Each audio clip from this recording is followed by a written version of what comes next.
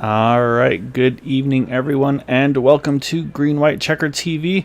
It is race number 2 here at the Dark Horse Area 51 Indy Series, and we are at Las Vegas Motor Speedway. 125 laps is our scheduled distance tonight. Drivers putting down their qualifying laps as we speak. However, say obviously not much info to provide here. We'll say obviously the similar stuff. The one fast repair for all drivers should they need it. Let's say obviously ideally able to have incident-free race, get those bonus points as well. And then of course no green white checkers over here. So 125 will be the finish of the race here. But we also got to pull up last week's results as well. Scott Rankin getting the big win. So it promotes him to a 9-point lead. Oh no, 19-point lead. Math is hard. Over Jeff Heisong, Anders Arhus, Eric Peterson, Craig Forsyth are top 10. And so you can see on the bottom there, just below, you can see some of those points, those bonus points we talked about. So again, 0 incident points, 5 bonus points. So if you can try to keep that car clean to the end, that will be a huge points builder for these guys here tonight. But yeah, so say pleased to have back up in the booth with me here, Steve Gottschalk. So Steve, always a pleasure to have you in the booth with me. And yes, I know you got to have some laps behind the wheel here. What are you looking for? What have you learned over the course of this the practice session? Well, it's going to be wild. The draft is definitely key to hanging on to your position. There's a little bit of aero push when you're in a bigger pack of cars. And I found that I was having to play with the throttle to not push into the wall coming off the turns, especially off of turn 2. So you'll see guys, they'll probably have to make adjustments to their chassis during the race to try and counteract that. Also, I discovered that it's almost impossible to pass for the lead on the outside.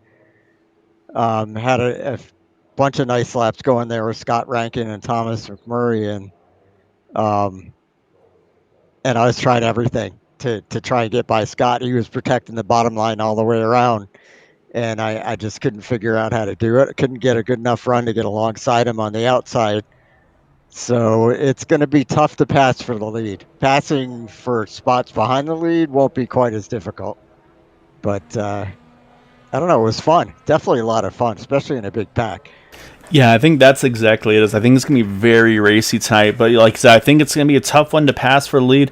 I think it's going to take a lot of pressuring from those drivers a little further in the field, maybe trying to kind of squeeze that driver on the inside line down a little bit, just kind of put him in a tough position that maybe they don't want to be in, kind of make him try to risk the throttle, have to roll out of it a little bit, things of that nature. So it's going to be a lot of fun to see. We'll have to see what these guys have in store for us. Looks like about in the low 20s right now on the car number side of things for taking the grid here tonight. So I think it's actually probably just about the right number to put on some really good racing here tonight with that Dark Horse Area 51 Indy Series. So and so you can also see the track gonna be a little warm too, Steve. Right now 76 degrees ambient, 116 track temperature. We'll see if that plays a role in the handling of these cars at all as well. That's definitely a hot track. But yeah, so yeah, like you said, Steve, like I said, I think the inside line is going to be tough to get around drivers here tonight. But like you said, I think that outside line, especially when you get to like row 2, row 3 like that, I think that's where the moves are going to be made, is maybe working that second or even third lines, trying to find a way to jump to the front. So we'll have to wait and see. It's going to be a lot of fun to say. It looks like we got about 2 more drivers still on track, putting some lap times down there. One of those being Matt Wagner, the other being Jari Brupacher. So we'll keep an eye on what their lap times look like. As we'll say, we've got just about 30 seconds left here in qualifying, so these guys waiting till the absolute last moment to put their laps in right now. So we'll see how everything shakes out here. One other observation I noticed when I was behind a big pack of cars, and those guys started running 3 wide. I mean, it's like being in a big pack at Talladega in the stock cars. Only everything happens faster. The cars are twitchier. You don't know exactly where to go, and it's just kind of scary. Yeah, I think scary is a really good word for that. And say Matt Wagner cutting it close. We'll see if the lap time counts or not. And I don't know if it took his lap or not, because it's definitely not going to be the lap he was looking for. However, though, that will complete qualifying here tonight. So we'll go ahead and pull up our starting grid for tonight's event. And it is going to be the number 89 of Nick DeGroot on pole position here this evening. Craig Forsyth right behind him in second. And then in third, you've got Jari Brupaker, Anders Arhus, which we have Team Arhus in the on YouTube chat, so always appreciate that as well. In fourth, Jim Herrick. Fifth, Charles Teed, Alec Coates, Eric Schaus, Scott Rankin, our winner last week, and Chummy Miller rounding out our top 10. And then you've got William George in 11th, Jim Brooks 12th. Continue to roll down the field here. And then you got Gary Corley, Jeff Heisong, Eric Peterson, Andrew Wood, Matt Wagner there 17th, and then you have Joseph Morales, Jack Walls, Thaddeus McMurray, and TJ Allen will be our 21 drivers taking part in tonight's event. And I have to say that was Thaddeus McMurray I was racing with earlier. In practice, not Thomas McMurray. There is no Thomas McMurray in the field. That's exactly what Thomas McMurray wants you to think there, Steve. But we'll see. Let's say probably Thaddeus' evil twin or something. We'll maybe check on that in future points of the race here. But right now, waiting for everybody to finish gridding up here. Looks like just got a couple left to go, and then we're going to hand things over to our front row, which is going to be Craig Forsyth and the 89 pole sitter of Nick DeGroot. Man, this is a stacked field. Yeah, this is a really, I was saying, I'm looking at the field here, and it looks very similar to what we've had over the last season. So I'll say it's pretty much the kind of the usual suspects, if you will, that are in the race here tonight. Like I said, there's a few new additions, I'll say, part of the TJ Chummy Esports group. One of those being, or I should say three of them, you got Chummy Miller, William George, and then TJ Allen in the 95. Those three is honestly, I think those are really the few that didn't maybe run the full season with us last season. So it's going to be fun to see how quick they're able to kind of get acclimated and get comfortable with these cars. Like you said, this one's going to be definitely a really, if all goes green, I should say, a very quick and eventful race here tonight. I'm really curious to see. Matt Wagner missing his lap is put him behind the 8-ball, and Andrew Wood surprisingly far back in qualifying. So, the two of them are generally two of the faster guys in this league, and it's going to be interesting to see how they're able to work their way forward, or if they are. Yeah, and I think that could be the tale of also some strategy over the course of tonight as well. Fuel window sounds like in the low 30s, maybe 33 or so, 34 if you're kind of in the lead, being real aggressive on fuel, kind of fuel map 1. However, hearing some numbers on the fuel saving side of things, we might even see some drivers get into the 40s on fuel numbers just from the draft and the fuel maps they can play with. Again, these guys have, I believe, 8 fuel maps that they can run through. 1, of course, being full rich, 5 being the most lean, 6 and 7 kind of a more road course map, and then fuel 8 being a caution map, which actually found out some drivers were actually using that caution map during the race last week, trying to save fuel to get to that very end of the race. So a lot of things that are out in play that these guys can play with, of course, other than the fuel. You got the weight jackers, you got the ARBs to adjust, so we'll have to kind of see who makes the best adjustments over the course of the race. But that being said, though, pace car is turning a sharp left back onto pit road. It's going to hand it over to Nick DeGroot and Craig Forsyth. Once that green flag waves, we will be underway here, 125 laps as the green flag is down and away. And I don't know if you talked about this last week or not, but we got a bunch of new paint schemes. So I'm going to have to get used to who's in what car here. Yeah, give me some learning for me as well. Say Nick DeGroot, I'm familiar with that yellow and black paint scheme, though. Say he's done plenty of winning with that motorsport.com car. I say, like I said, one of the first cars up front with that different paint scheme. Craig Forsyth now in third.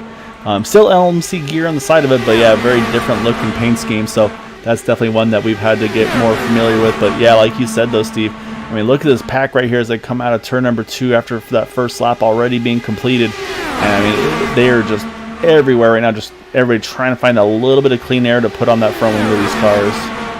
And Charles Teed, so far, the first one near the front that I've seen, take it to the middle, and he's moved up a few spots. Yeah, Charles Tito was a man on the mission last week at Auto Club on the initial start. So it should say I believe gained 4 or 5 spots on pretty much the first lap. Was going for the lead right out of turn 4, lap 1. So wouldn't be surprised to see more of that. But man, I am nervous for this mid pack right now, where Jim Brooks, Matt Wagner, these guys are. It is no better word to say, but it's a mess in here. Just like you said, these guys running so tightly packed up on one another. Any small mistake is going to take out numerous cars here. Go somewhere near the back of that pack and put your camera on the in car so people can see what it's like. So we'll watch from Scott Rankin here. We'll look out the front of his number 156 machine gun, last week's winner, and yeah, I'll say let's see what's going through this 156 car here.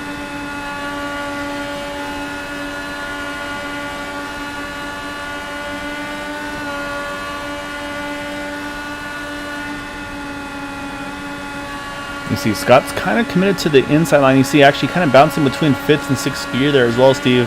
6th through the show, he's 5th through the turns there, so wanting to make sure he can keep the revs up just a little bit in the turns to make sure he doesn't maybe lose too much momentum. As I said, now he jumps straight to the top group here. But the one driver that's really starting to kind of slice and dice his way towards the front, though, Matt Wagner, we talked about his qualifying, not what he was looking for. He's worked himself up into the top 10 here with 10 positions gained on the outside of Eric Schaus in that Hot Wheels car. I say now he's worked himself around that 72 car.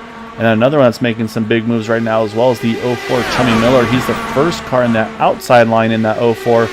Also currently 7 spots gained. So you were talking about Matt Wagner, talking about Andrew Wood, who's also up in the top 10.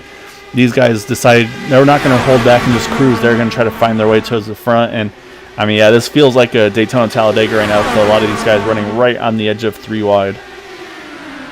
Yeah, Daytona Talladega with cars that are very twitchy and hard to keep off each other. Yeah, it's definitely a dangerous combination, but so far so good. Knock on wood, they've been doing a really good job. But it's exactly, you see Charles T there try to peek under Craig Forsyth, but there's not enough room there. He moves back up in position. And that being said, though, you see now the 04, he drops up just a little bit there. As soon as that door opened, Matt Wagner is going to take that opening. And so he's going to try to get himself up into the top 5 and does. And now working the outside line outside of Charles Teed here, trying to see if he can get himself now up into the top 3 after only not even 10 laps here yet. Yeah, it's a hell of a job to get through the field by Matt. Yeah, so that's just, I think, just trusting yourself, trusting your competitors to be able to make some of the moves I'm sure that he's had to make. I say one of those things where had we known the aggression will be one of those races, let's just watch kind of from the start to see what he does. But yeah, he's made a great job kind of climbing up through the field. You see Andrew Wood was right scraping almost the wall there through 1 and 2 here. And right now he's right behind Yari Brupacher trying to find some clean air to put on the front wing of his machine. Right now kind of pinned behind that number 49 machine, but I say Yari's doing the same here. I think just trying to kind of use that second line to get himself some momentum here. But yeah, right now it's just a lot of kind of ebbs and flows, kind of when drivers get the push, or should I say get the pull. There's no real pushing here. But again, that big drafting gives him huge momentum through these turns. As now he's going to look to the middle there between Yari Brupacher and I believe Chummy Miller, but opts to then roll out of it and just keep it too wide there.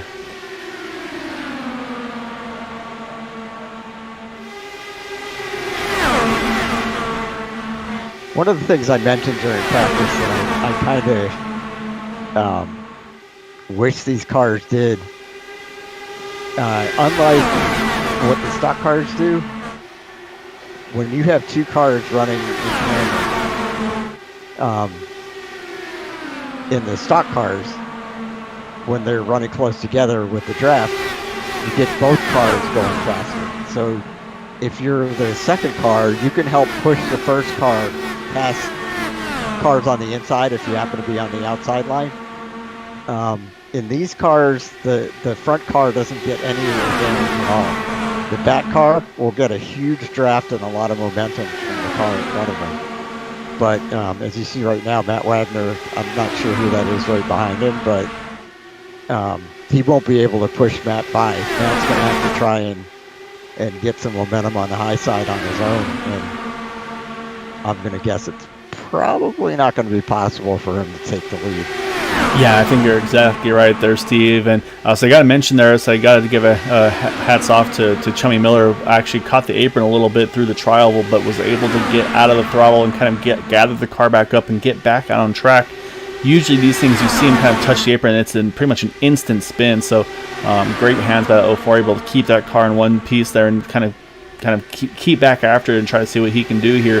But exactly what you said, though, Steve, is exactly what's happening right now. They can get to Nick DeGroot there in the 89, but then at that point, that's all they can do. So I think right now, strategy-wise, I think right now Craig Forsyth is the one that's kind of going for the strategy game here.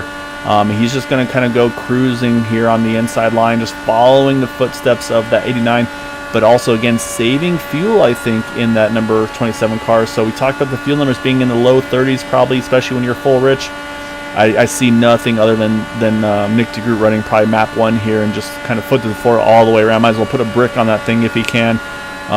But then Craig Forsyth, I think he probably has some opportunities here. Maybe he's running map 3 or map 4 or even map 5 possibly, while also possibly even having to lift a little bit to make sure he doesn't get into the rear wing of that 89 car. So Craig could have some really good fuel mileage here.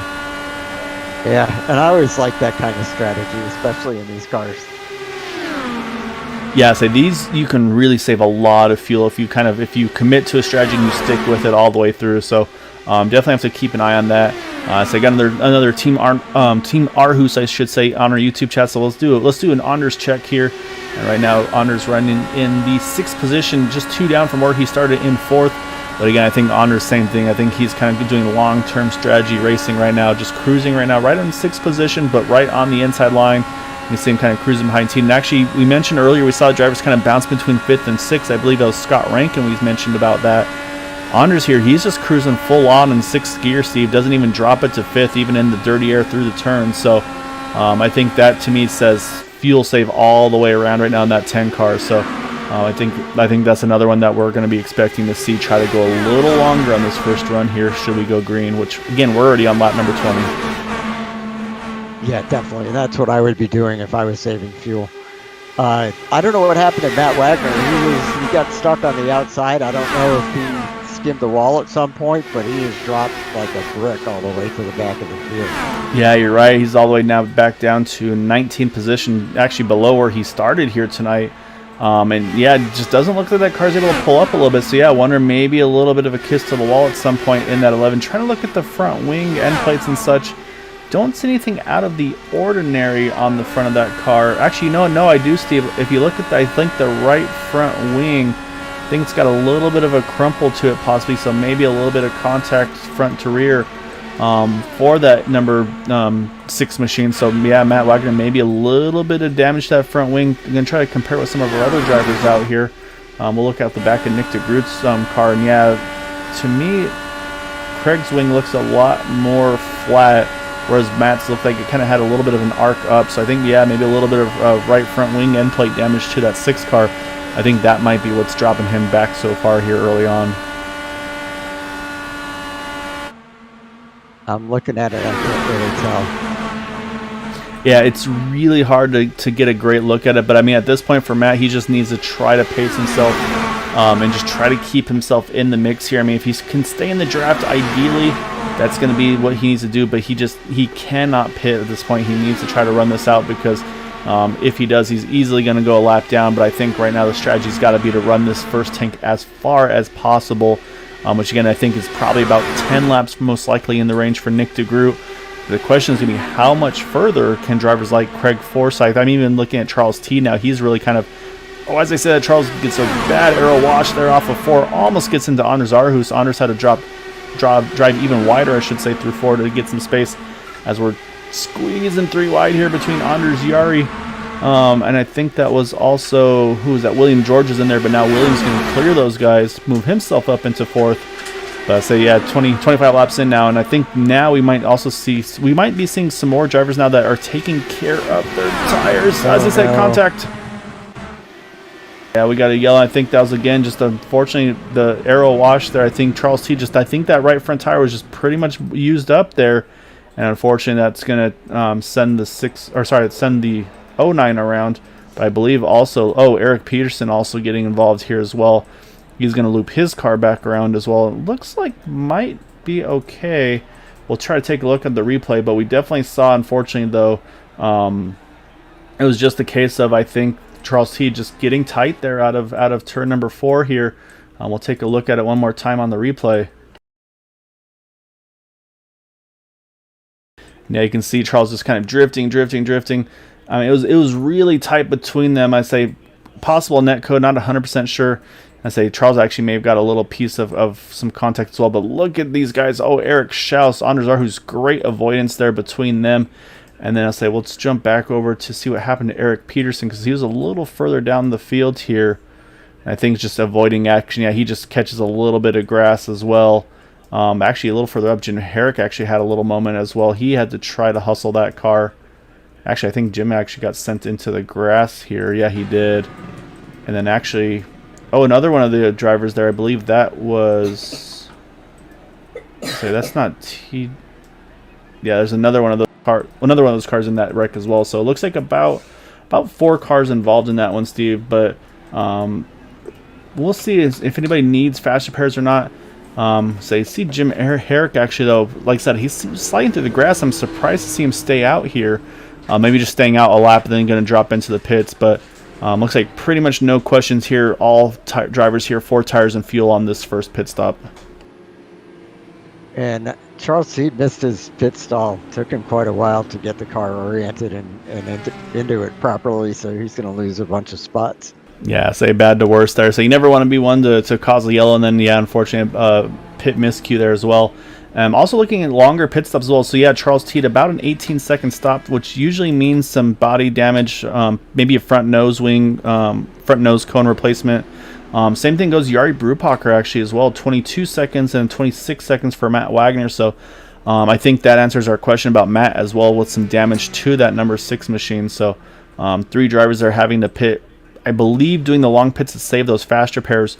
But surprisingly here, Steve, I'm not sure about this, but Jim Herrick still looks like he is staying out. So he's going to have to pit in, I mean, unless he ducks in here late, but I mean, because it's not one to go yet. But if he does not pit here, Steve, he's going to probably have to pit in another, what, probably about 10 laps maybe. Yep, 10 or 15 laps, I would guess. Depends on how much fuel he saved in that first run. Yeah, it's going to be interesting. We do have a bunch of drivers here jumping back into the pits, including Charles Teed, Jari Brupacher, Jeff Heisong, Eric Peterson, and Matt Wagner. And saying all those drivers were towards the back to get to kick things off, so I think that's definitely not a bad call here.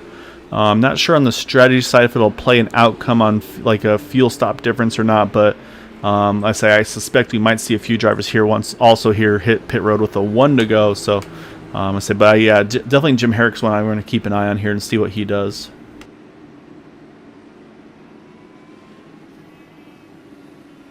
I think we've seen somebody pull this strategy before and it didn't work out too well. Yeah, I say if he does stay out here, it's definitely a big gamble. So we'll have to see. But yeah, yep, here he comes. He's going to hit pit road. So yeah, say Jim maybe just trying to get a bonus point there in the 40 car, and now switches it back over, which is going to put it back into the hands of Nick DeGroot. Saying Craig Forsyth right where he was pretty much this whole race here, going to restart right behind that number 89. And then, yeah, lots of drivers topping off here, Steve, as well. You got Joseph Morales, Jack Walls, Charles T. Jari Brupacher, Jeff Heisong, Eric Peterson, and Matt Wagner all going to top off here once again. So it looks like from about 14th on back are going to be drivers that are going ahead and take that little splash of fuel here. So yeah, so we'll see how this is going to pan out, because we're going to restart here. Going to be lap number 30 when we go back to green. So correct me if I'm wrong. Maybe they changed this, but wouldn't Jim Herrick, since he didn't pit on the first lap or two, get a end of longest line because he entered a closed pit? That's a really good question. Yeah, I think you might be right there, Steve. He might actually. I don't even think it's ending longest line. I think that usually is, I think, a stop and either a stop and go or stop and hold. Unless maybe it's something the admins will clear, just kind of knowing the circumstances of him staying out. So we'll see. Need to mention though, Matt Wagner just now leaving pit road. I do not think he's going to catch the field here before we get back to green, so he's going to have to hustle it if he does. So any fuel saving he did there on the top off, he's going to lose it all having to try to get this car back up. But right now the pace car is just about to duck off here, and that's going to hand it back to Nick DeGroot. We'll keep an eye on that 6 car, see if he can regain position there, but it's going to be Nick DeGroot down and away. And I see one already hitting pit road, and yep, that's exactly it. We talked about Steve. Jim Herrick does hit pit road there to serve that penalty.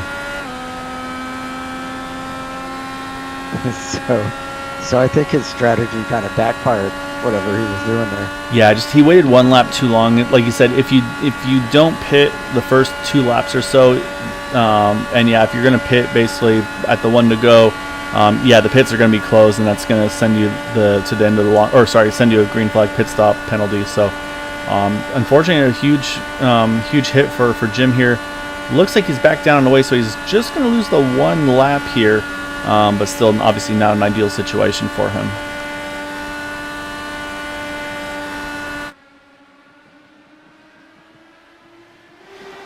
It's like, I think Craig looked like he was trying to be a little more aggressive here on that restart. Looked like he was going to try to pull an over-under there to see if he could find a way to get under Nick DeGroot off of turn number 4. But, I mean, Nick's been pretty much living on that white line there to try to keep that track position, which, I mean, if you're in that position, I mean, that's what you got to do to try to win these races, is keep that track position you have. Behind him, Anders Arhus has gotten around Eric Schaus.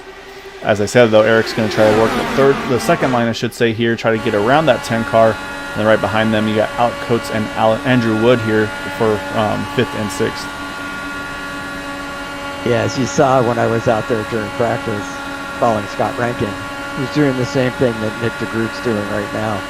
And I was trying everything I could to get a run on him. And there's no way I was going to get under him. He was just way too close to the white line. But I just wasn't able to get outside and get close enough to get a run on him. Yeah, and that's, I mean, and I think that's what we're talking about, is the risk versus reward. I think to make that outside line work, you're going to have to be very aggressive on that driver on the inside lane, which honestly probably puts you more at risk than the inside line driver, because I think you just have to really force them to stay just pinned as low as you can, or basically maybe get their car unsettled and they have to maybe roll out of the throttle. But as we've seen a lot of times, Steve, you touch that apron with these cars, you're going to spin out, and usually you're going to spin a little bit upwards before you finally work your way back down. So that's where kind of squeezing that guy on the inside line may not pan out as well as you'd hope it would. Yep, and I got to experience that firsthand, hitting the apron. Oh, we got trouble in the back. It looks like Andrew Wood, Eric Schaus. Andrew stuck up on the fence here. Eric's going to be able to get off and loop it around. Andrew, actually, a huge break for him. He's going to land on his wheels. That's going to put us back under yellow here. Those two were fighting pretty hard there for a few laps here. I say Andrew trying to limp this thing to pit road. You can see it just has no steering, and he's going to pretty much just have to try to ride the wall for these two. But looks like they might have a chance here. See, yeah, Andrew continues just to bounce off the wall to try to make it to pit road. I say that's to save him from going a lap down from having to take a tow. Let's go back and see what happened here between Andrew and Eric to bring out this yellow.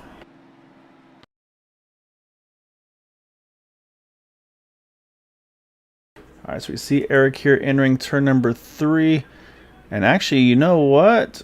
It wasn't actually to do with either of them. It was actually a little bit of contact there between Scott Rankin and Eric Schaus. And unfortunately, Andrew had just nowhere to go. I said this does a little bit of a wall grind there, getting his best skateboarding impression. Unfortunately, not what he wants to be known for. But yeah, I said, and they kind of just ride the wall there until they're able to bounce off. But I believe Eric Schaus able to get back out on the lead lap. I don't think Andrew Wood was as lucky. I think did have to take a tow.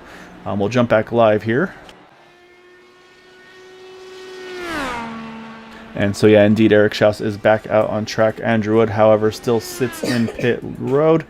And, yeah, I think still having to finish that tow. So I believe that'll put Andrew down 1 lap. It should be a good break. Yep, it is a good break for Jim Herrick. He gets back on the lead lap nice and quick. So bad situation turned back correct for him. And then pretty much here, Steve, most of the field here has opted to stay out. It looks like from about 9th on back with Scott Rankin, they have pitted. So we'll do this while we're under yellow once more. We'll step away for just a moment, and then we'll get back here on the 1 to go.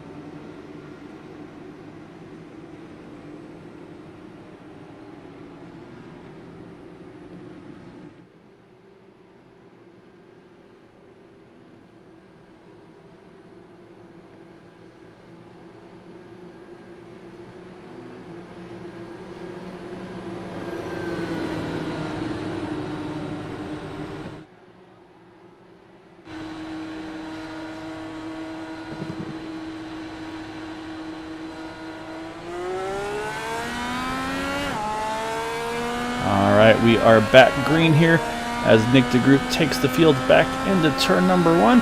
So looking at the back, you can see definitely busy looking kind of in the midfield here, Steve. Yeah, right around Matt Wagner. Again, it's real tight there between them. Joseph Morales is right there in the thick of that as well. As again, Craig Forsyth just peeks out a little bit entering turn number 2 here, or turn 4 here. And actually, this is the best run we've seen all night long, Steve. Craig could steal a lap here through to 3 and 4, and at the line, Craig should lead that lap.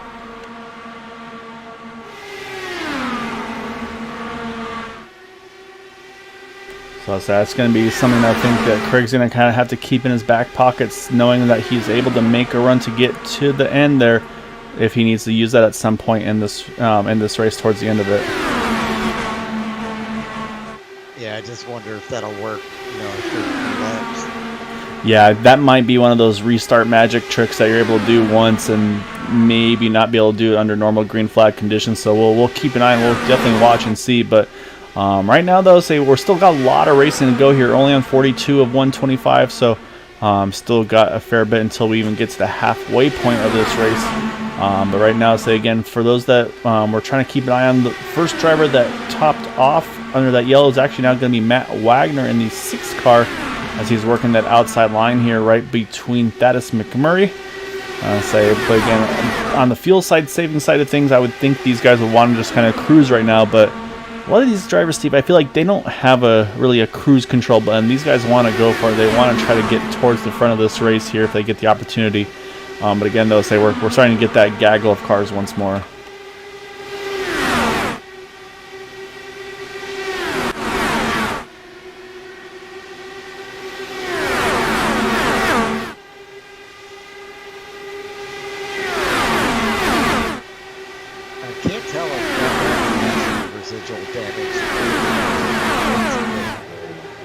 Oh, we got trouble. Oh, we got one almost up and over there. Gary Corley, I believe that was. Charles Teed, I think, also involved.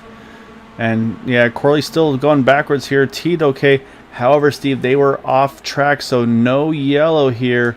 So we're going to keep it green. So you can see Teed trying to grab a gear, get going again. Corley looped it back around as well, trying to get going as well here. Yeah, it looks like they're going to get going again. Corley, though, now it's just basically how much damage they have, but he's got to be careful because he's going to have the pack coming at him with a big head of steam here as he heads into 1. This is going to get very dangerous there. You saw him cut straight to the apron and but yeah, I think Nick DeGroot there had definitely a moment there when he saw what was coming up in front of him, and then probably the same for Gary looking out the back in his mirror there. But it looks like, though, Charles Teed, he's able to get a gear and get going again, but not too far away from being put down a lap as well. And I believe most likely Gary Corley probably going to have to hit pit road here. So I'm going to try to do real quick, Steve. I'll let you keep an eye on things. We're going to go look and see what happened here between those drivers to send them off into the grass like that. However, if anything happens, come yell at me and we'll jump back. Okay. Let me know when you find it. Meanwhile, I'm going to say Nick DeGroot is leading the race very comfortably. He's got Craig Forsyth sticking right on his back, and then you've got Alec Coates in 3rd. He's been running the outside and doing a good job of hanging on to 3rd despite being out there. And let's see, who's that trying to sneak by? That's Jim Brooks in 4th place on the inside. And it just seems like these guys are all kind of not able to gain a whole lot. Yeah, and it just looks like Corley got loose out of 4 actually, and then just kind of unfortunately came across the nose of Charles Teed, and there's nothing Charles could do there as well. But I do need to mention, Charles has been able to grab a gear, and he's back at it right now. He's been able to keep that margin in front of the leaders. I honestly thought they'd kind of just swallow him up, but looking at his lap times last time, I was at 25:23. Nick DeGroot 25:22. So that car's still got pace on its own here. So right now, basically Charles is going to have to pretty much treat this as if he's the leader of this race right now, and just run pretty much as hard as he can. And then as for Gary Corley, I believe he did hit pit road to get, I believe, a fast repair done to that car. So now he's a couple laps down into 7. Unfortunately, it's like 3 down. And Andrew Wood's still sitting at 2 laps down as things run. And I'm going to guess that the reason that a solo car is able to run the same pace as somebody who's leading the pack is once again, because the guy who's on the front of a pack is not going any faster, even though he's getting a push from behind. Oh, we got another one in the pit entry. Oh, Chummy Miller. Oh, we definitely got a wreck here down the backstretch. Yellow is now out. Say Chummy Miller involved in that, as well as I believe it was Jim Herrick I saw. And there's a third car. I think it was Alec Coates, unfortunately, too. Looks like some pretty severe damage to that left side, actually, altogether. Let's go back. We'll take a look. It's going to bring out our third yellow, though, of the evening. And I think that's going to be, that's going to save Charles Teed for sure. He's going to be able to swing around, stay on the lead lap. And also a great break for the 64 of Andrew Wood to get one of his 2 laps back here. Let's go back, though, and see what exactly happened to that number 04 to start things off here. I think that started with Alec Coates hitting the wall going into turn 1. It just looked like he was grouping it. Yeah, I already saw him in the wall. I think, unfortunately for Chummy Miller, he reacted to it to such. And then, yeah, unfortunately, then he kind of got down onto the apron. Yeah, Alec Coates was fighting for 3rd place here, Steve. So I'll say we'll kind of watch it here slow. Oh, actually, a really bad net code between Jim and the 51 and the 3. And so, yeah, Alec just goes along for the ride. So nothing Alec could do there. Just massive net code between the 2 of them. And then unfortunately, that's where then the reactions come from drivers trying to make sure they give a little bit of room here. As you already see Chummy Miller kind of flirting with the apron there, and saved it once, but was not able to save it that second time. And then also, I believe at some point we're going to see Jim Herrick get a piece of this as well. And yeah, just kind of blinded from in front of it, wasn't sure which way to go, and then fortunately caught the left side of that number of the number 3 car. So we'll jump back live here though, Steve, because once again here's some strategies showing up yet again.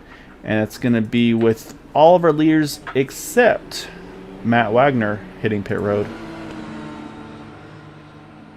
Yeah, Matt's he's doing that yo-yo thing. Up to the front, back to the back, back to the front. I think he's going to have to pit here, though. He's just staying out to lead a lap, I think. Well, I'll say the driver that's going to be hoping that's the case is Gary Corley, because Gary's going to want to wave around here and get one of those laps back, staying out here. So we'll keep an eye on Matt and see what he does. But yeah, indeed, the rest of the field here has indeed pitted there. And like I mentioned, Andrew Wood now 1 lap down. However, is going to have to compete with Alec Coates possibly for that lucky dog position, as Alec was able to get back out of track and only losing the 1 position. Or the 1 lap, I should say. Matt's staying out here, so he'll say Gary Corley's not going to be a fan of that one, Steve. No, definitely not. So I believe that everybody else other than Matt is going to be able to make this on 1 stop. Matt is going to need some help, I think.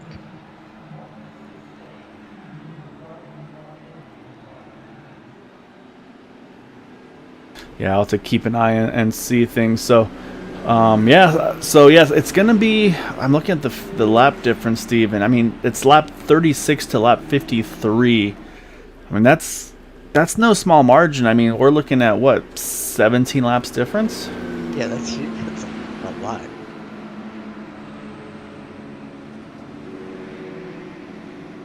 Even if Matt was running with draft, I don't see how he makes it a 1-stop race having last pitted at lap 36. And obviously, leading the pack, he's not going to have draft, so he won't be saving any fuel up there.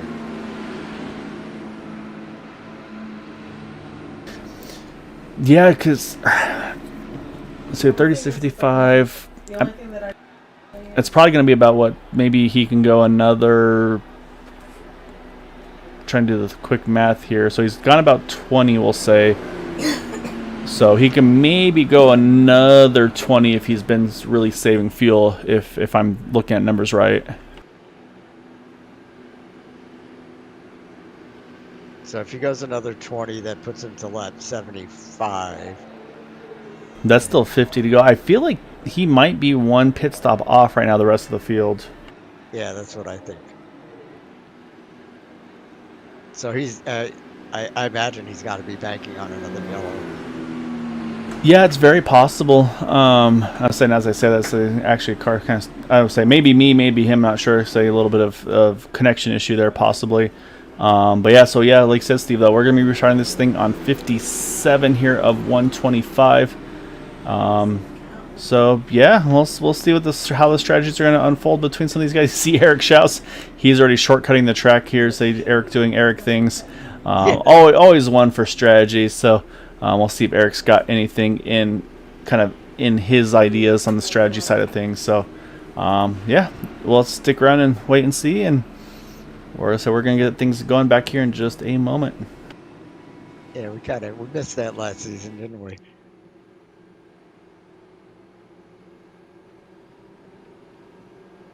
But yeah, so I'm not sure if the connection issue is on my end, Steve, or if you're seeing him blink as well. But that's always a concern, especially when you're in a big pack like this. So we'll see what Matt decides to do here once we get going green here. And also on the YouTube side of things, if my connection is having some troubles, I apologize. So I'm trying to see what's going on, but not a lot I can change at the moment as we get back to green here, starting lap number 57. You sound fine on Discord, but I haven't seen Matt blinking, so I'm not sure what's going on. Yeah, so I've last couple of races I had some hiccups on the broadcast side with I don't know if it's internet or what, but I think maybe Matt Wagner just said, you know what, Nick's had too easy of a go here. I'm gonna make him have to be in the draft of somebody, and just kind of force his hand at this point. Maybe he felt like that 89 was just having too easy of a race. So just stick him in some dirty air for a little while and see what he can do to kind of just change the stuff a little bit.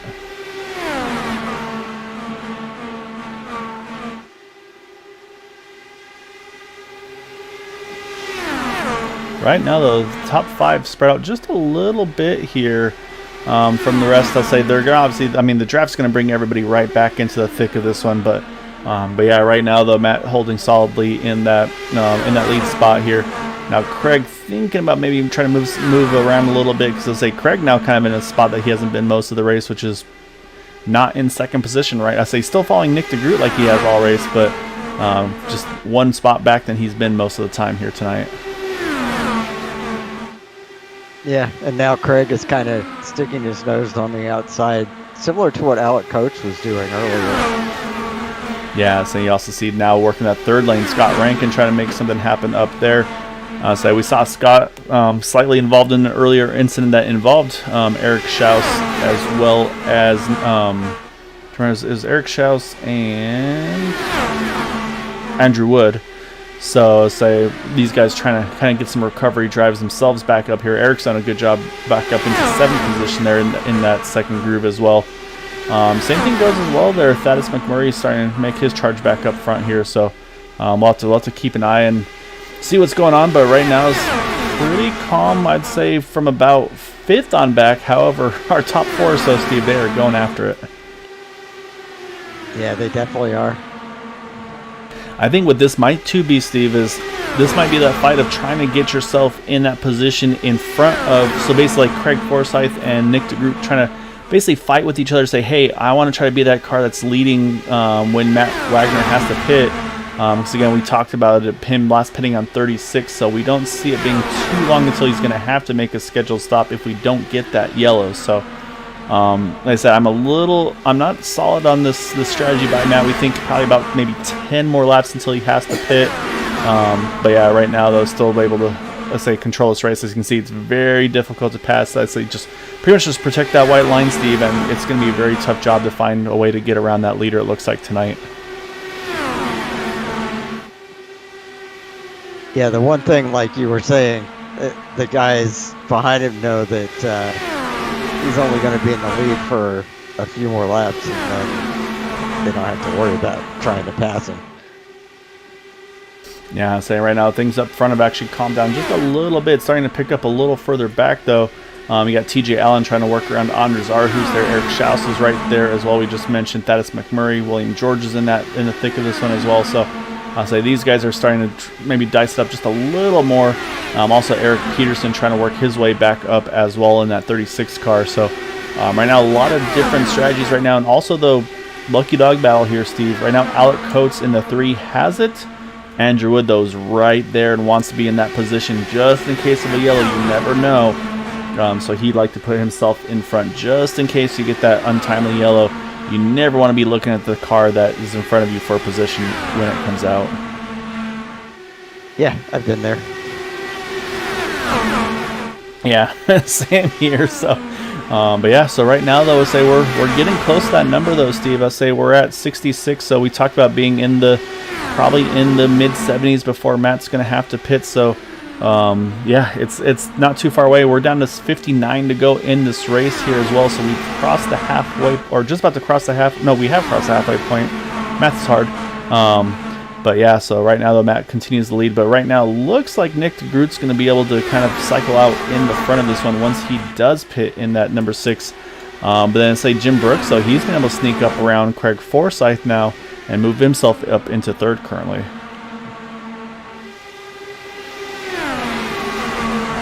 All right, so this is about the 30 lap mark for Matt since he last took on fuel. I'm going to give another 10 laps. Yeah, because we were talking about that pre-race where basically what he's doing right now, leading all this time, probably about 33 or so laps. However, he only is in this position now as he stayed out during one of the yellows. So for Matt Wagner, I think what he does right here is, like you said, Steve, now, yeah, his fuel mileage now is going to be pretty low. However, he was probably able to save a ton during the yellow, but then also saving a good bit of fuel as well when he was in the draft pack as well. So, yeah, now it's just a question mark of when he has to make that duck into pit road. And, of course, as well, needs to make sure it's a nice and clean entry because we haven't had that green flag pit stop yet for any of these drivers. So this would be his first attempt of doing so. And you never, to me at least, you never really want to be the first one to do it in front of the entire field, though. That's always a little bit stressful. So I think what you'll see is obviously he'll call it out in the chat, and I'm sure you'll hear it. But then these drivers, you'll probably see them all start to adjust their lines up probably a groove or so to give himself a little bit of space. Okay, let's predict a lap. I'm going to go lap 76. Yeah, I was actually pretty much right around where I was thinking too. So I'm going to say him leading here is going to work his field a little harder than he wants to. So I'm going to put him in at lap 74. So in about 3 more laps, we'll see that number 6 car hit pit road. And by the way, I did see him blink a couple times. Okay, so I mean, at least it's not me. I'm not too crazy. More so than I know I am, but yeah, no. Right now, though, I say it's just right now. It's really a strategy game. We do have a few drivers also top off under that yellow, so we got some drivers at 53 that pitted, some at 55. Charles Teed being the first of those that did pit at that 55 mark. So yeah, right now we'll have to keep an eye, but looks like everybody's starting to give themselves a little more room, I feel like, Steve, through the corners. Really not everybody kind of bunching each other up as tightly as we saw a little earlier. So maybe that net code incident we saw maybe kind of caught people's attention, say, okay, I can't squeeze as much as I'd like to. Let's just give a little more breathing room here with these guys around us. Yeah, they may have just decided to settle in knowing that everybody's going to have to pit once more. Yeah, as I said, of course, the driver that's not settling in, which must say again to me, I think this is that aggressive side of trying to make sure you're in a good position in case of yellow. That's going to be Andrew Wood. He's gotten around Alec Coates and he's down and past him, so that's going to now put him in that lucky dog position. But at this rate, he might even get a chance to try to be able to unlap himself if he can. But Matt, we're starting lap number 75 now, so unfortunately I am off on my number.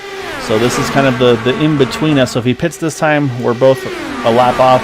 Otherwise, it's going to go to you here. So we'll see what Matt's got in store here.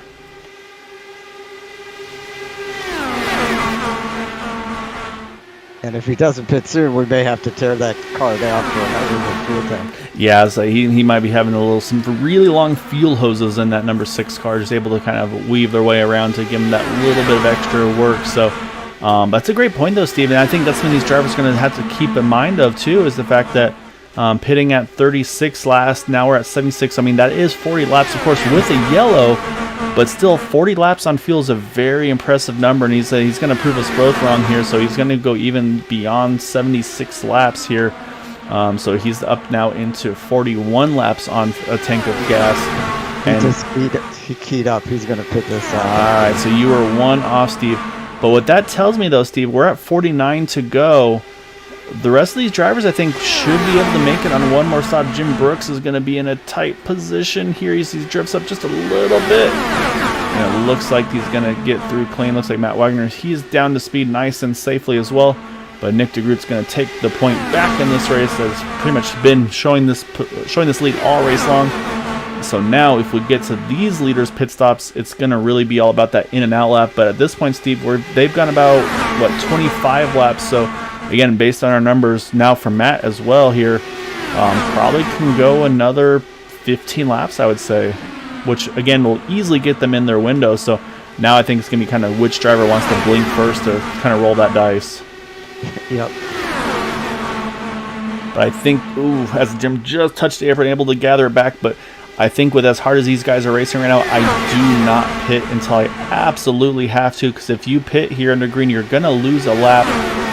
So I mean, I think that's gonna be the thing that drivers are gonna have to be aware of, is you do not want to go a lap down, because if you get that yellow, sure, you'll get your lap back, but you're gonna be at the tail end of the field, and we've seen how difficult it is to get back towards the front. So right now, let's say it's gonna be Nick DeGroot, and again, now I think same thing for Jim Brooks. Just needs to pace himself, kind of take it easy.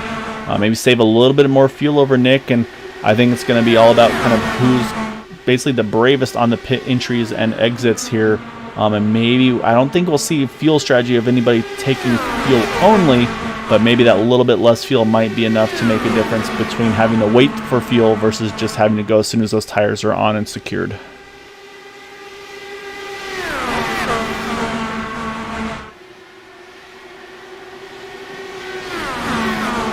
Say while we have a moment, let's run through the field. Haven't done that here tonight as we got 44 to go.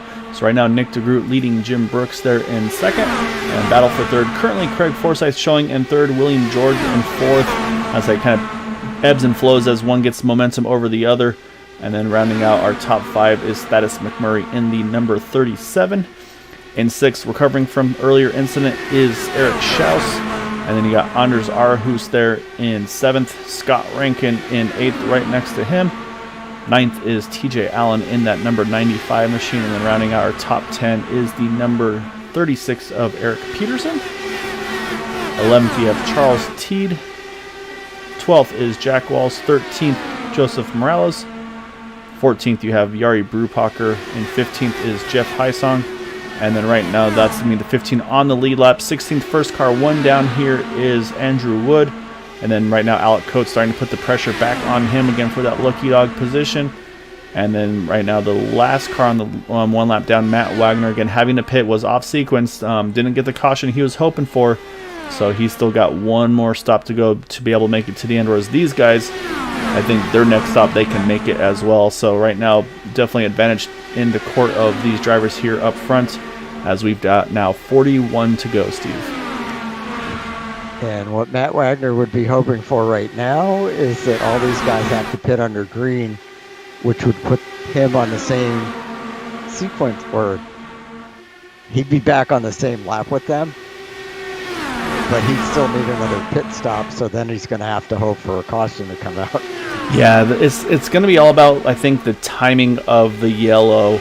Because you're right. I mean, if there's a quick yellow after their pit stops, none of the leaders will come back in again. He'll just have to pit by himself.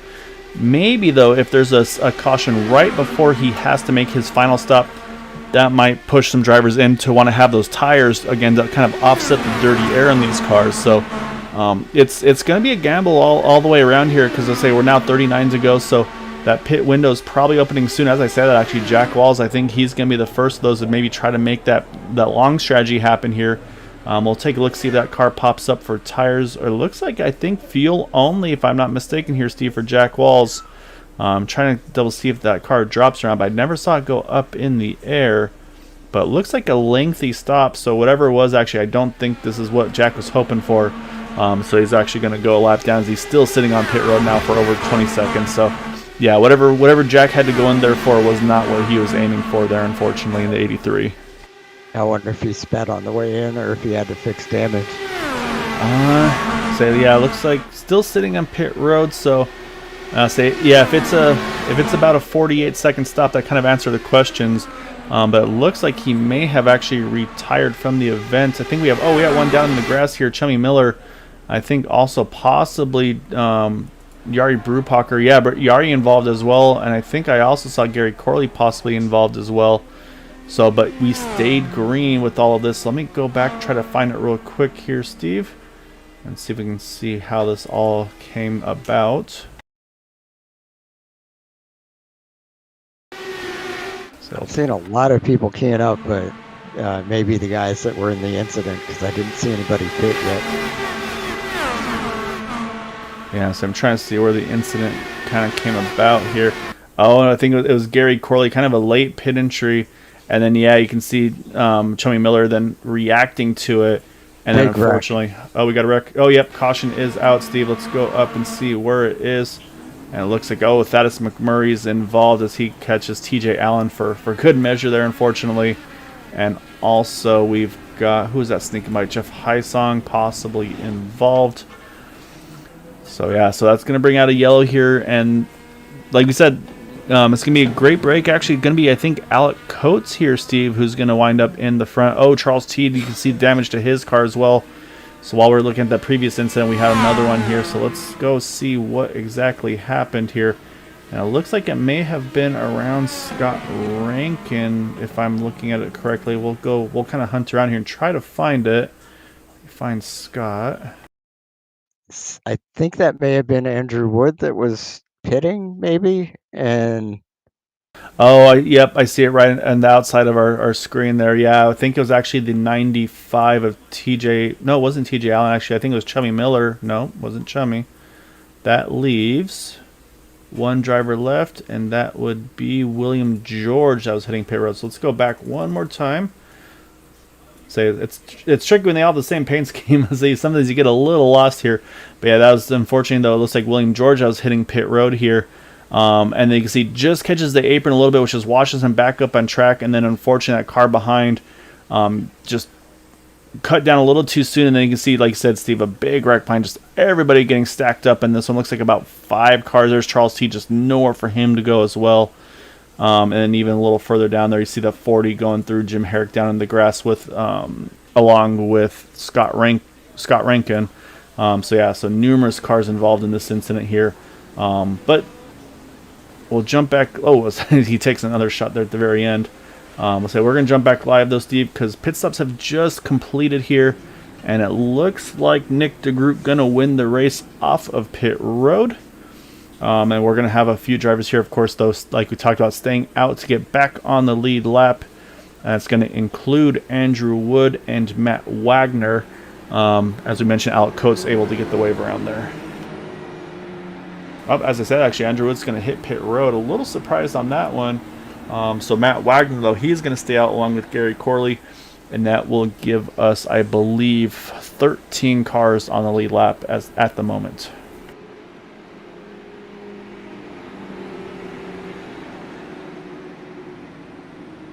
I think is.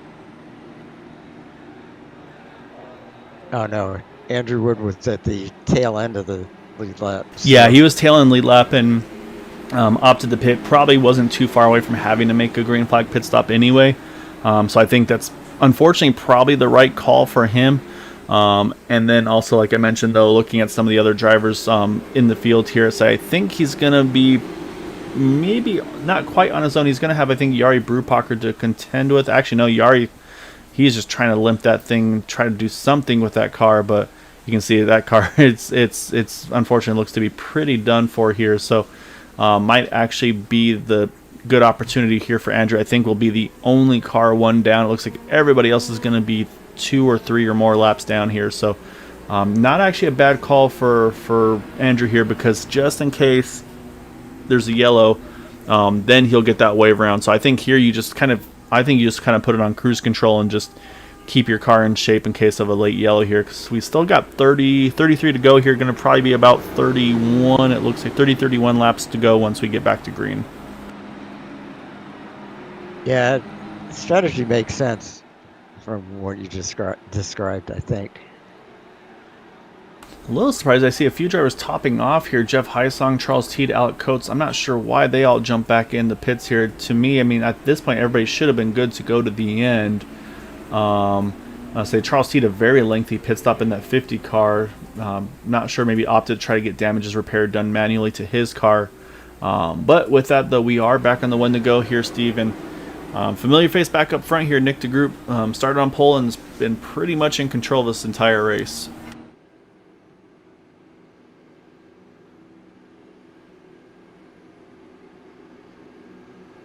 And Jim Brooks doing a great job hanging on to second place.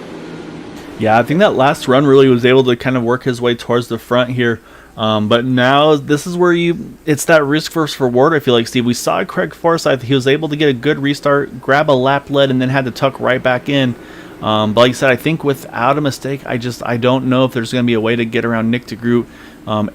Just because these cars are very difficult to pass in, and two, I mean, Nick is just that good. He just does not make many mistakes.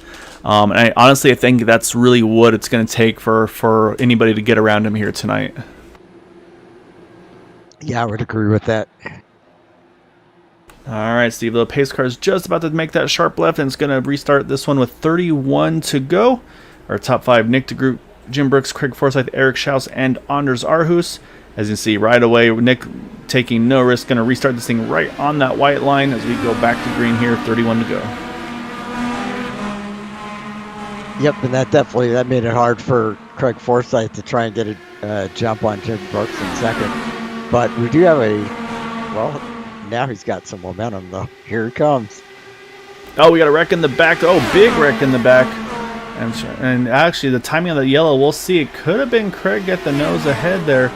And I believe it may have involved... Oh, yeah, Andrew Wood is up on his lid. I think Matt Wagner also involved. Yeah. So some of our heavy hitters here. Gary Corley, I think, also a piece of this one. So big wreck for these guys. We got to go back and see how this one all unfolded, because that's honestly a little surprising to have those guys be involved in an incident. Oh, and I already see it happening. Andrew Wood caught the apron, tries to catch it. Unfortunately, catches it right in the front of the path of that number 6 car. And then from there, it's just all bets were off. And unfortunately, right in the path of Gary Corley. And I say one of these drivers, it looks like it was Matt Wagner, got some serious airtime there. And unfortunately, well, to see if any of them have fast repairs left, that this could be the evening for a couple of them. Unfortunately here, say a little short of the finish. So unfortunately, we talked about Andrew being in the catbird seat to get back on the lead lap, unfortunately, in the incident. So he is unfortunately going to have to take a tow. As you can see, just that car is not going to flip back over there. So he's going to jump back to the pits as we are back under yellow here. And it looks like Nick DeGroot was able to hold onto the lead, but now move Craig up into second. So once more, again, just kind of quick yellow here. So we'll step away for a moment, and then we'll rejoin here once more on the one to go. So that...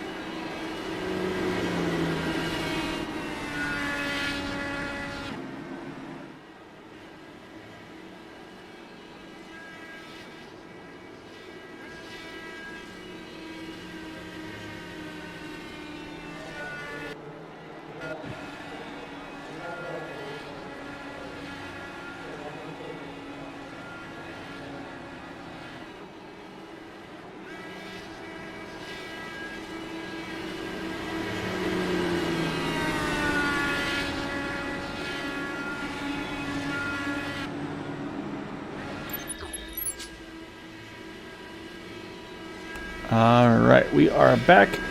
And Steve, we're going to get this thing going once more here at lap number 100 of 125. So 26 to go at the line. And again, got to make note of this. There are no green, white, checkered. So lap 125 will be the final lap of this race, whether it's under green or under yellow. So that also might ramp things up a little bit more here, especially when you're kind of maybe in the, I wouldn't say mid pack here at this point, because right now we only have 11 on the lead lap here. But I think if you're in that maybe like 6th through 11th window, you might start to step it up just a little bit extra here. So I'll say we'll see what we got. I'll say Craig, obviously a great restart for him, able to jump from 3rd to 2nd. See if he can maybe make some more magic happen on this one here, as we're going to again restarting this one with 26 to go, as Nick DeGroot still leads the way. I wonder if Eric Schaus is going to, if he learned a little bit from watching what Craig did on that last restart, because I could see him trying to do the same thing here. Yeah, I see a lot of cars kind of peeking out, trying to be ready in case they get a good exit there. But it looks like so far, say nothing for Nick DeGroot. He's going to get a great initial start here, but now can Craig get that big momentum that he needs? But look at Nick DeGroot here running the top side through with 1 and 2. Didn't expect to see that. They're of course going to go straight to the bottom as Craig shuts the door on Jim Brooks there, and now he's going to peek back up top here through 3 and 4. And you talk about Eric Schaus, he's going to join the mix here as well in that number 20, or sorry, the 72 car, as Jim Brooks going to tuck in on the inside line behind Nick DeGroot.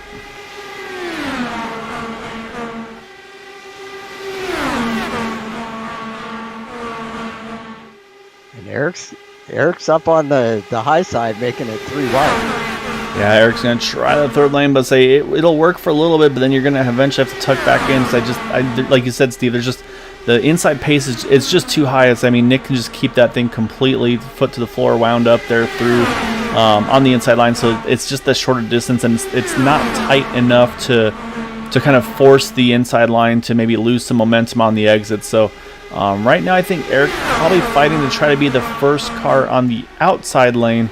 But right now, Craig's going to be a tough one to get around on that one. And then while they do that, too, Jim Brooks might be able to sneak around the both of them using that draft behind the 89 of Nick DeGroot. So we'll have to wait and see. And even Scott Rankin, last week's winner, he's creeped up into the mix here as well. Kind of has had an up-and-down day himself. As you see, I think Craig saw Scott coming and immediately he's like, nope, I got to close this door, otherwise I'm going to drop even further back. Yeah, I think you're right about that. That's one problem of running on the outside.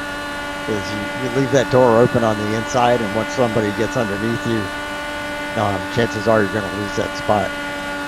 Yeah, it's a really tough position to be in. Like I said, just with the way these cars drive and everything. Like you said, the leader he's just in the catbird seat. Unless there's a fuel mileage concern, which at this point, obviously, I don't think anybody's got any fuel concerns to the end. So for Nick, he's just got to make sure, like I said, just no mistakes. Don't touch that white line anywhere around the track. There's no need to make any extra risk. He just needs to basically make sure he leaves less than a car width between himself and that white line on the exits. And if he can do that, he should be sitting pretty the rest of the way.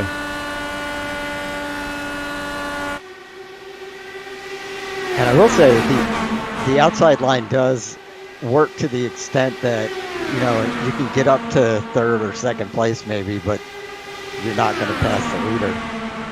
Yeah, and I think that's exactly it. So right now, I think it's going to be kind of the fight for as things run, I should say, kind of the fight for the podium positions here between Jim Brooks, Craig Forsyth, Eric Schaus. At this point, even throw Eric Peterson, Scott Rankin into the mix as well, because they're starting to work their way up into it as well here. So, but you never know. Maybe we'll see some strategy from these guys that are second on back. Say, hey, we got to do something. Maybe try to roll back a little bit, kind of get that big run off the exit and see if we can just maybe get enough momentum to make something happen. We saw, like I said, you mentioned, Steve, we saw Craig do it on that restart.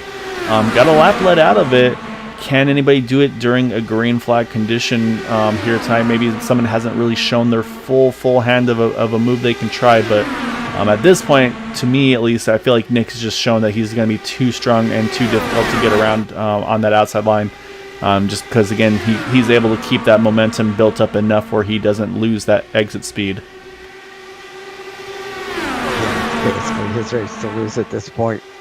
I guess the more interesting battle right now is between Eric Schaus and Craig Forsyth and Jim Brooks.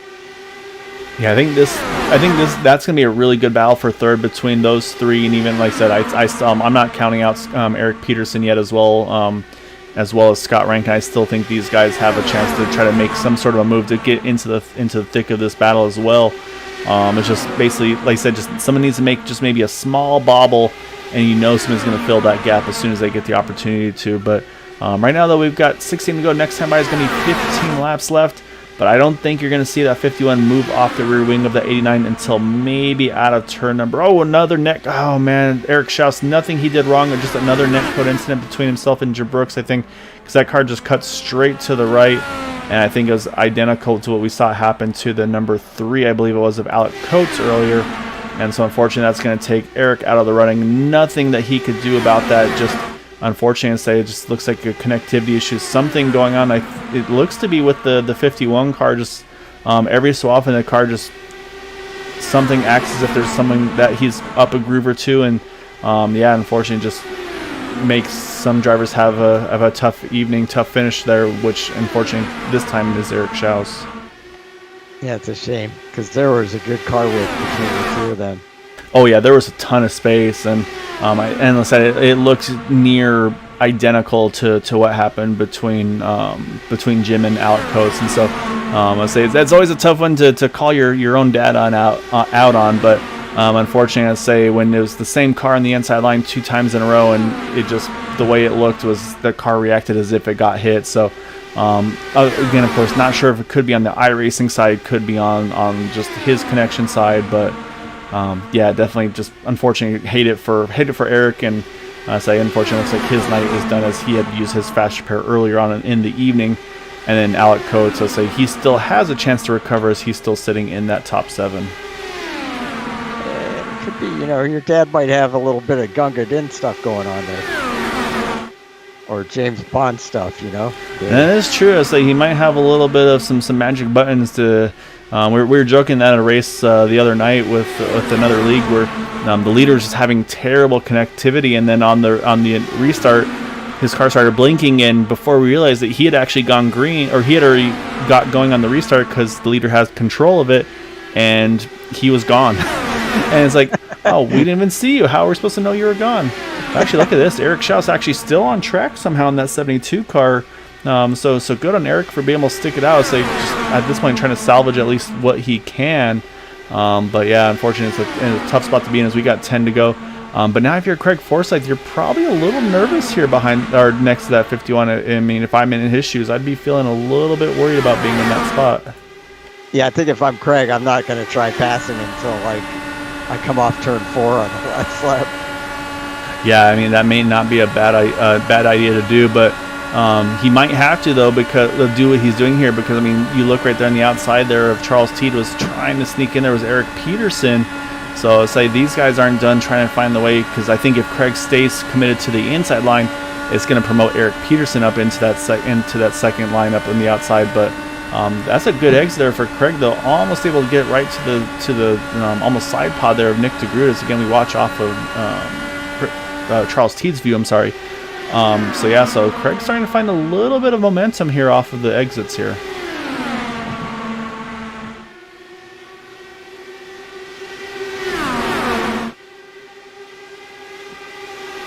I don't know though. I mean, I think I would rather be on the inside in 3rd place than on the outside where he is right now, because that's opening the door for whoever's on the inside to get by into 3rd. But he's keeping good enough momentum up there. He keeps getting at least next to the 2nd place car. Yeah, and the other thing too, what he's doing is running that second groove, is getting clean air on the front wing of that car. And I think that honestly is probably the biggest benefit. Whereas Jim Brooks, Charles Teed, they're following the dirty air of the 89 of Nick DeGroote. And while it's probably not too terrible, I think the further back you get, the worse it is. Like I think Teed's probably having a worse time of it than maybe Jim is. But I think that's a big benefit here for Craig, is able to keep that clean air on the nose on that front wing. But you're right, though. I mean, you can see Charles is just starting to peek in underneath Craig Forsyth here for that 3rd position. And I say we're going to be coming around here 5 to 1. You can see, yeah, Charles is starting to get a little tight there off of turn number 4, and that's allowed Craig to sneak back to the inside line.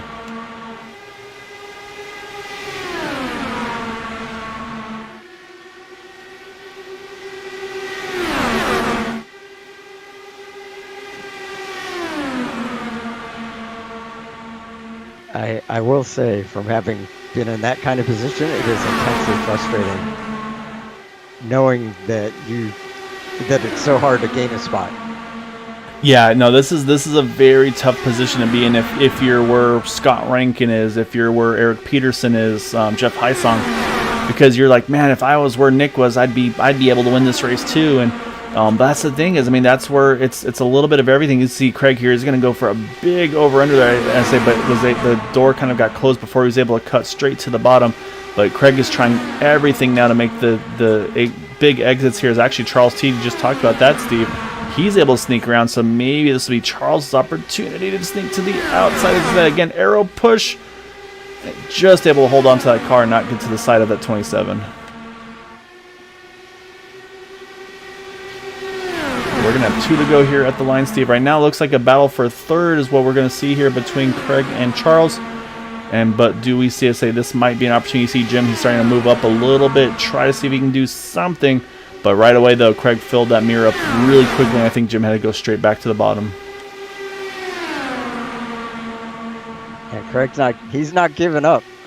I say Norris, Charles T. I think these two are going to try to go after it with one another to see who can grab that second, if not third position, as we get the white flag here. So we've got 1 to go here. Still going to be Nick DeGroot leading Jim Brooks at the moment in second. But can Craig Forsyth make a move? Charles Teed. We'll see if anybody can make that late lunge to the outside. Jim starting to peak, but no, he knows he can't do anything. He's going to stay back in line behind. It's going to be now between the 27 and... Oh, we got wrecked in the back here, but it's not going to affect up front. And it's going to be Nick DeGroot getting the win. And second, third, it's going to be tight there. I think Craig Forsyth grabs second position, and it looks like Jim Brooks still going to grab third by just a 100th of a second over Charles Teed there. Charles made a great last lap move to have a chance there. We'll go back to Steve. We got to look at that once more, slow it on down as well. As it looks like it was contact between Heisong, Jeff Heisong and Scott Rankin there at the very end. But I want to look here at the finish line because that was tight between second, third, and fourth. I'm showing on my results that Jim Brooks got second. We'll take a look. Or third. Sorry, third. Yeah, I saw the same as well, so we'll try to slow it down here at the line. And yeah, I mean, you can see there, Craig's easily got a wing ahead, or actually, I guess just half a car ahead. But it looks like about a wing or so difference between Jim and Charles Teed. So, like I said, hats off to Charles there, trying to make a big charge there at the very end. Almost got there. But yeah, so that being said, though, nothing was going to stop Nick DeGroot here tonight. So I say, while we look at that, we'll go ahead and pull up our final results before we get into our interviews here, Steve. And it's going to be Nick DeGroot with the win over Craig Forsyth. Jim Brooks there in third, Charles Teed in fourth. And yeah, it looks like what, 14 thousandths of a second roughly between the two of them. Eric Peterson gets a top 5. Scott Rankin is 6th. Then you got Alec Coates, Joseph Morales, Anders Arhus, Jeff Heisong rounding out our top 10. And Thaddeus McMurray, Yari Brupacher, Jim Herrick, Eric Schaus, Gary Corley, Andrew Wood, Matt Wagner, and TJ Allen are top 18. And our final results here tonight are going to be TJ Allen, William George, Chummy Miller, and Jack Walls, unfortunately, all with early retirements from the event this evening.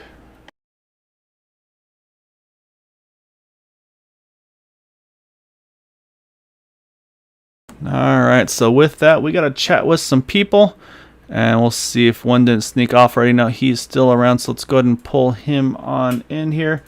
And that is going to be our third place finisher, and that is going to be the number 51 of Jim Brooks.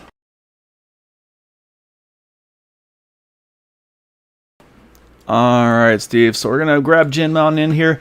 So the whole last fuel run there is probably kind of feel like you're stuck between a rock and a hard place. Do you try to pass Nick and give up the inside line, or what's the right plan? It looked like a few times you wanted to try to make that outside line work, but then it looked like Craig would try to fill that gap up pretty quick, so you kind of had to duck back in there. But obviously that leading and being on the white line was pretty much what you had to do to win this race to where Nick was. I mean, did you have any thoughts of trying anything else to sneak around the 89 car at the end, or is it kind of just basically try to get the best result you could, be at second or third or fourth there?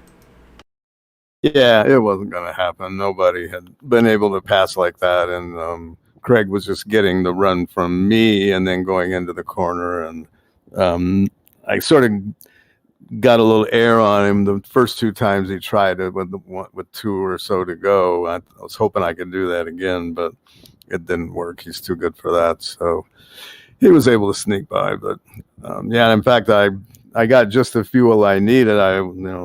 Crew chief told me, and then I go back out there, and all of a sudden he's saying I'm a gallon short. So I had to change the fuel map for most of that run to be able to make it in. I had less than like a half a gallon left.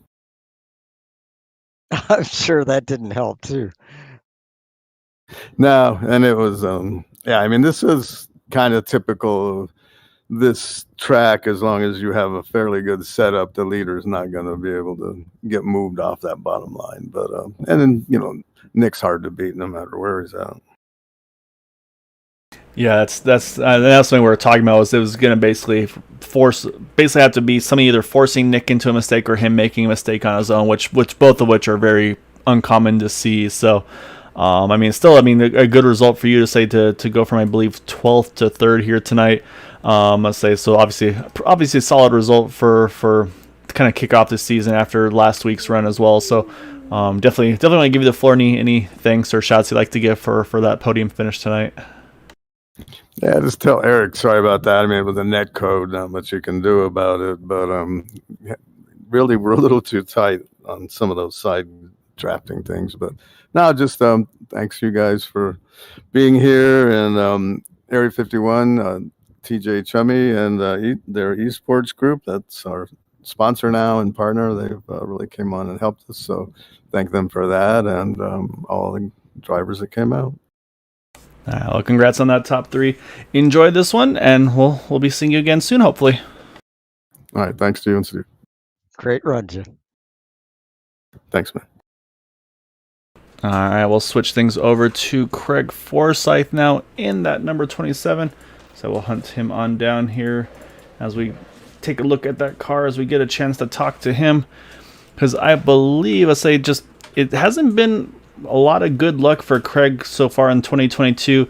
So I was going to ask if at some point you're going to have to change your paint scheme and go back to kind of the old, what do you call it, the old familiar, if you will, old faithful, if you will, even if things weren't turning around. But say obviously start second, finish second, with a track that was very difficult to pass at, but you're able to make the right move at the right time to swing around Jim there to grab that second spot. And you were the only driver, I believe, that was able to actually find a way to sneak a lap around Nick there on the restart. Was there any thoughts of you trying to see if you could kind of make that happen once more, but under green flag conditions if you had the opportunity? If I'd gotten up there, absolutely. But yeah, you were only going to lead it for the last 100 meters because the bottom line is so dominant here that as long as you hold the bottom line, you've got a 99% chance of finishing the race in first. But whew, was that some close, fast, exciting racing. Craig, that kind of looked like the old Craig Forsyth tonight. It feels good to get a result again. I was starting to feel I was rather snake bit. So I'll take any top any podium result. That's for sure. Hasn't been the best start to the year for me. So it's good to see some results rolling through now. Yeah, not just the results, but you were very racy and able to fight for position, going back and forth between like 4th or 5th place and all the way up to 2nd. So it was fun watching you work that high line. I mean, the draft package here is just monstrous, which makes for really good racing and really dangerous racing. So you're either going to have a really good green flag battles, or you're going to have a caution fest. And I think we found the happy medium for that, because and actually a lot of guys were saying that their cars they had damaged cars and were able to repair them, which is not normal. So it was good to see that we were able to keep guys going. Yeah, it was definitely definitely. I mean, there was times where Steve and I were commenting. I mean, it felt like you guys were a Daytona Talladega race, especially that early opening stint or so. Guys going 3 wide and for a couple lanes, and like you said, I mean, it's Talladega, Daytona kind of, but you guys are going like 220, probably 230 even. I mean, how twitchy, how nerve wracking is it to like know if you just go just a little bit too much one way or the other on the wheel, and it could wind up taking out a half a dozen or more cars. Well, and it was unfortunate tonight. I mean, I'm sure you saw it on the broadcast. We were having lots of people were having netcode issues and lag issues, and it was causing cars to jump and cars to jitter. So you could race some people close, and you'd have to take your life into your hands if you didn't know. It was the additional gamble of racing someone close that could jitter, or you could jitter at any point in time. I know I ended up with a what was for me a Phantom 4X all of a sudden, and then Matt was falling back, and he'd ended up hitting me, and with neither of us realizing what had happened. And it's yeah. Yeah, I think that was what Steve and I same thing.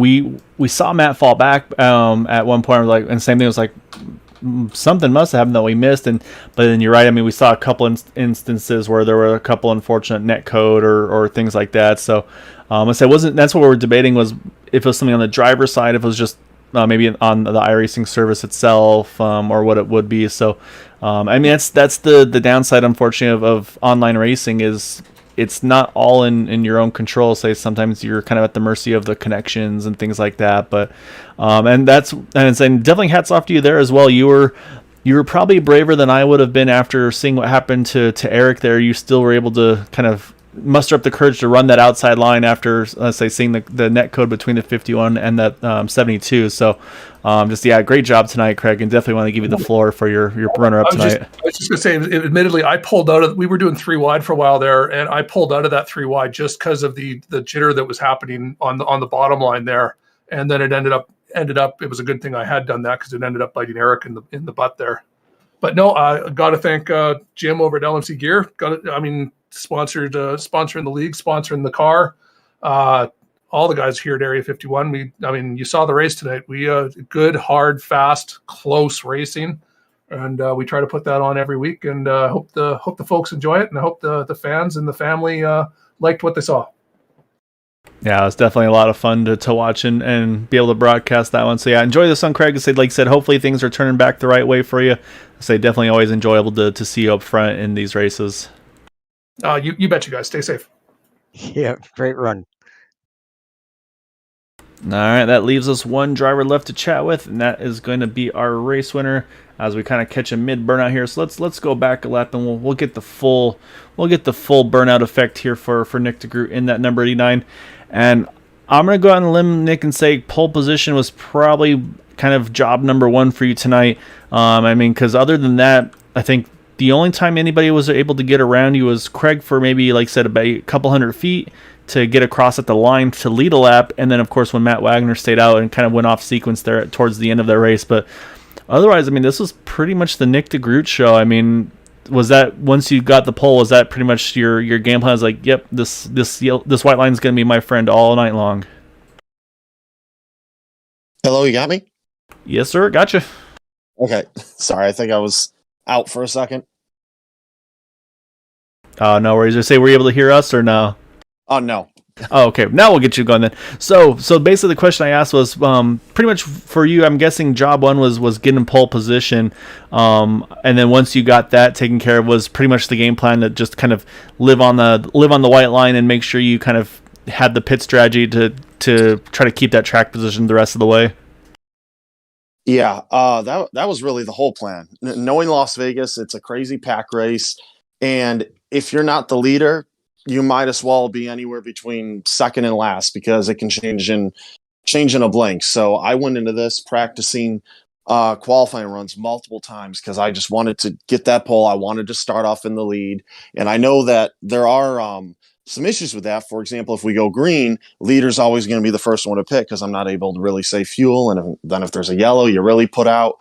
But it's what I wanted to do. It was the strategy from the get-go, and I was hoping that every time I got into that fuel window, because we needed to make 3 stops, that we would get cautions, and we got those cautions. We got really lucky with the yellows, and that only time I lost the lead really was when Wagner did his alternate strategy, but he didn't get the cautions he needed, and I just kind of rode behind him and saved some fuel, which made it so I didn't really have to save anything that last run, and really worked out. It just, everything went our way tonight. I didn't have to pass a single car for position, and just kind of, like you said, held the white line the whole race. Yeah, so kind of a big turn of fortune. I'll say that might be exactly it. It's kind of had pretty much all the bad luck last week. I'd say with everything going wrong, even some maybe glitches on the racing side with the black flags and such. So I'm sure it feels good to have the things go the correct way for you to be able to grab the win here tonight. Oh yeah, we needed to make up for that race, and I know, at least I think we get 1 drop week this season, but I still really needed to make up for that, and we did everything we could do tonight to make up for it, leading the most laps, getting pole, winning the race, and 0xing the thing. So yeah, there doesn't get much better than that. That was just really a perfect race for us.